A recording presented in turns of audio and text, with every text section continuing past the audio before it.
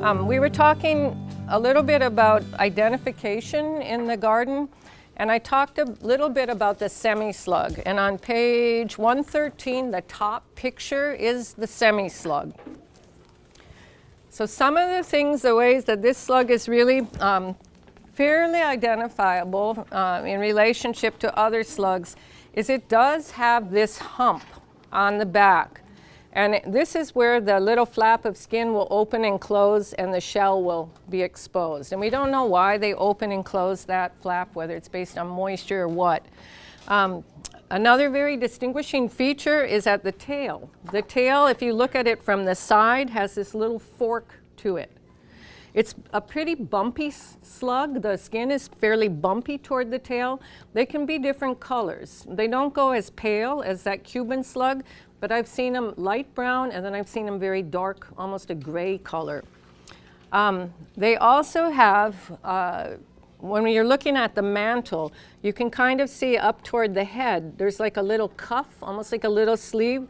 That's the start of the mantle, and it comes clear around and under the hump. The leopard slug down below, you can see the mantle covers about, it looks in the picture about half the body. It's probably less when the slug is drawn to its full length. This Duroceras here, you can see the mantle, and in this one you can see the pneumostome. So that little hole is the breathing hole, and that's on the page right opposite the semi-slug. So if you're, we're, again, like everybody that we had today, we could identify, but we're going to run across slugs and snails that we're like, I don't know what that is. And so if you're going to, when you take pictures, and this was what Rob Cowie taught me, the first thing you do is you put something recognizable in the object, in the picture, so that you can see the size. So we were out in the garden, and I just took my little finger and I put it there. If you don't have something, look for something, a body part or whatever, so that you can say, this is about how big this slug is. You want to take a picture from the right-hand side. So if the head is here, you want to take it from the right-hand side because that's where the pneumostome is. And when a malacologist is identifying, they're wanting to see the position, the location of it. Is it more toward the head? Is it more toward the middle of the body? Or where is it? So that's an identifying feature. How far does the mantle cover the body? That's another identifying feature. And then beside from the right-hand side, you want to take a picture from the top because you want to look at the shape of the slug from the top. So the Cuban slug is what is called has no keel. So if you think of a boat and the keel is kind of that ridge, right? I'm pretty sure that's the keel, right? The ridge that kind of holds it in the water. The semi-slug does have a keel. If I had a picture of this from the top, and whether or not it would show real well, but you can actually see from the side, it comes up to a little ridge, like that, yeah? Whereas the Cuban slug is really, really round on the top. So it's a good idea to start to take pictures of your slugs and snails in the garden, get the kids to know how to take a picture. The pneumostome is not always open. And so sometimes, you won't get a picture with the pneumostome. We won't know where that is. When I drown them, they finally open it up. But, it's not always open. And then you want to take a picture from the top. And then those are pictures when we're really stuck. We can send them to somebody. We can send them to you. We can send them to Bishop. We send them to Rob Cowie. We'll bug every malacologist that we know and say, what is this? Yeah, we're really going to have to rely. And so sometimes, we're going to have to say, I think it's a this. So that's where when we're taking data, we have a place for comments and notes. I think it's a this. It's going to take a while to get all of our identification done and really know what we really truly do have. And we're going to need outside help. There's no doubt about that. On our island, Stacy Chen, who works with the DOA, he's getting pretty good at it, and he's a good friend of mine. So if we can find on the different islands a source that we can go to so we don't have to ship on the islands, that would be helpful. But we may have to do a little of both. And you had a question? They do carry. The apple snail is definitely a known carrier. And we have, I'd like to look down in YPO Valley and know. Were they getting to fish at that point too? They tried infecting fish in the early days here in Hawaii, they looked at fish, and at first they thought they were carrying it. They thought opihi might be carrying it, but it's not really been confirmed that they will. But it would be interesting to look at some of the, most of the, like the aquaculture systems and that. I mean, at least my sisters, they haven't had a problem with apple snails getting in, because they really are, like, they're in the loey.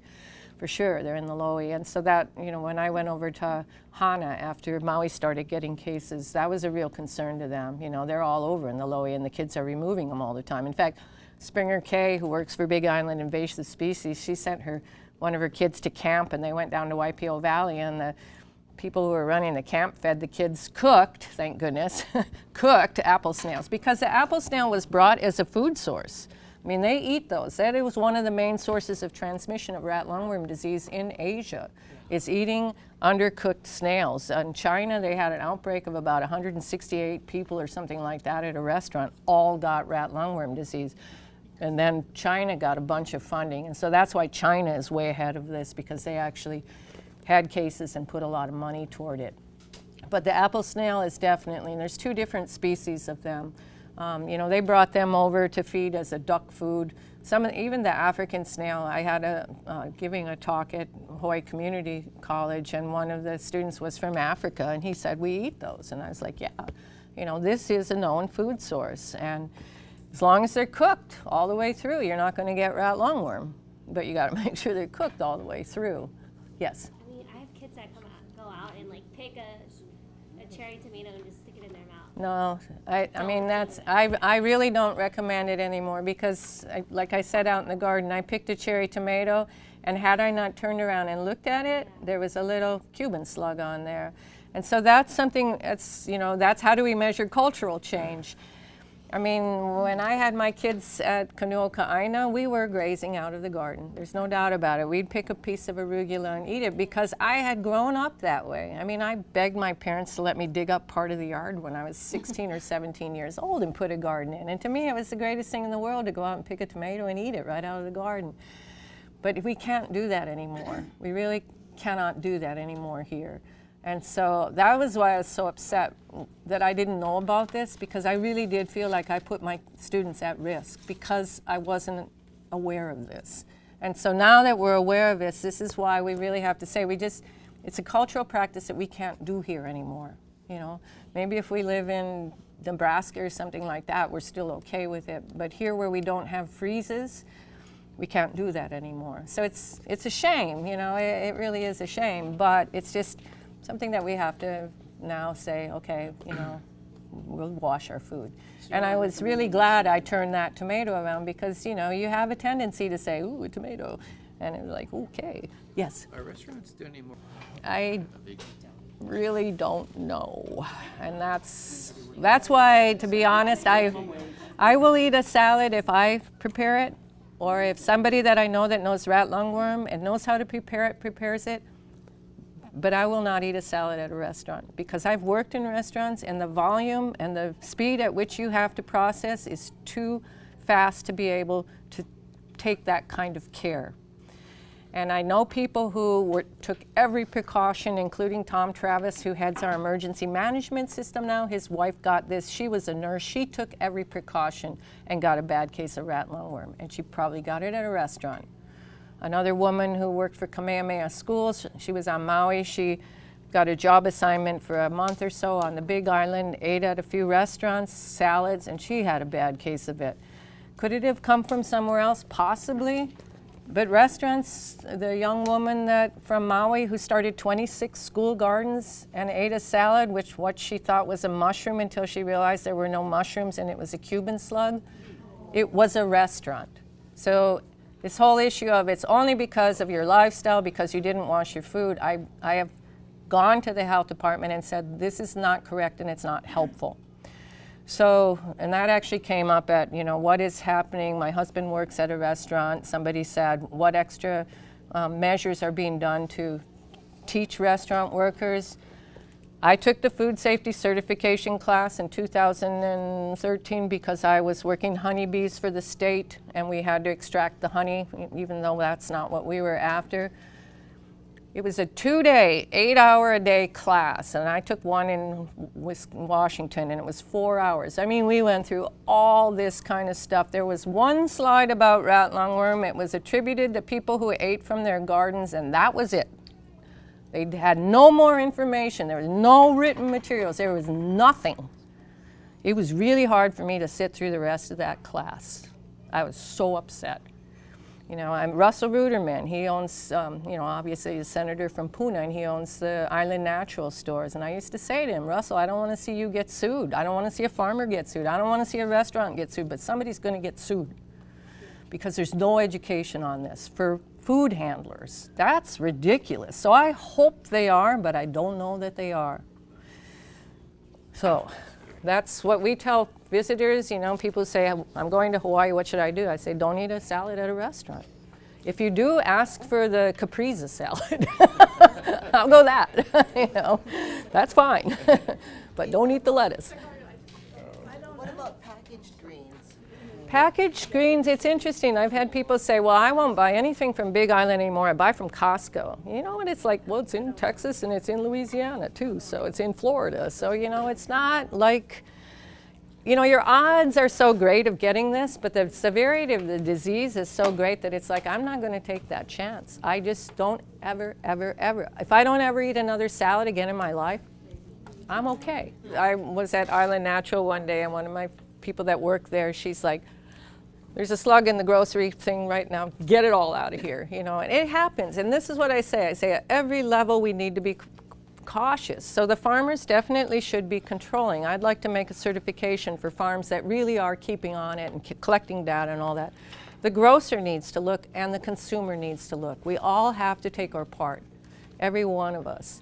So, you know, it's a bummer for the lettuce farmers, and that's where it's like, you know what, you need to transition to a different crop. Lettuce is really, that whole salad mentality comes from more of a temperate climate, you know, people who are European and that kind of thing, where it's freeze cycles and you get rid of your parasites.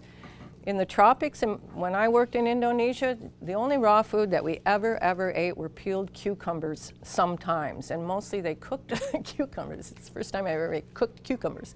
But in the tropics, generally, you know, people cook their food.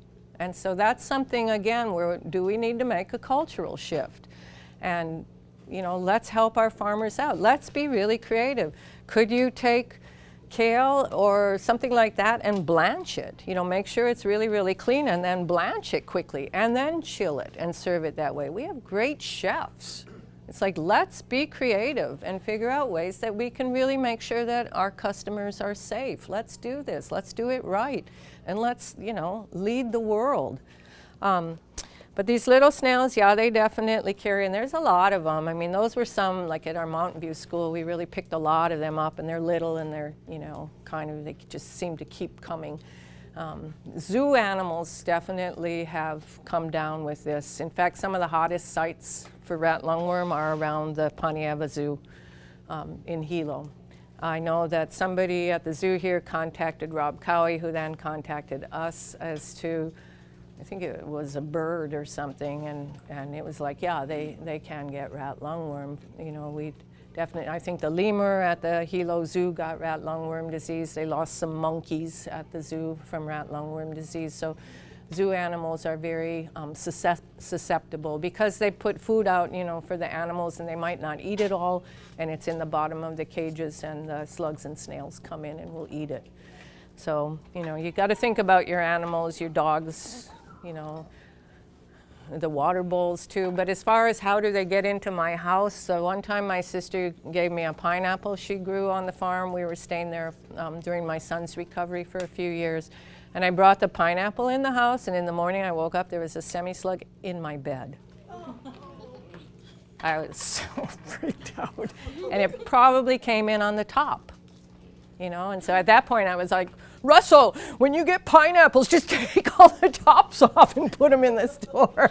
You know, the one lovely thing about doing research is finally you start to lose some of your fears, and you replace them with really a lot of caution. The other way that I found them in our house in Hilo, and it was a standard real house with shutting doors and all that, but we had a little low stem rock wall in the corner of the kitchen, and twice in the morning when I came in with my doors all shut and locked and all that, I found them on the kitchen floor. And so they probably squeezed through some tiny little crevice in the rock wall. Even though it was a cement grouted rock wall and I couldn't see any openings, there's small enough ones. These guys are really good at, the reason the slugs actually are an evolution, they're further along in evolution because snails, because they have a shell, they have to have a calcium source nearby. So they're limited. Their range is limited because of that resource. Slugs don't have that shell, and so they don't have that need for calcium that a big shelled animal would have. And then also too, they can get into smaller spaces. So we've found semi-slugs. One of the guys that works with us took his front end loader and was pulling rocks out of his yard, and a great big rock that was probably at least this far down in the ground. And it was in the summer. It was lined with semi-slugs underneath. They had gone down that deep to stay cool in the summertime. So they're able to squeeze through pretty small spaces. So these are things, just to be aware of. What do they eat? A lot of times stucco.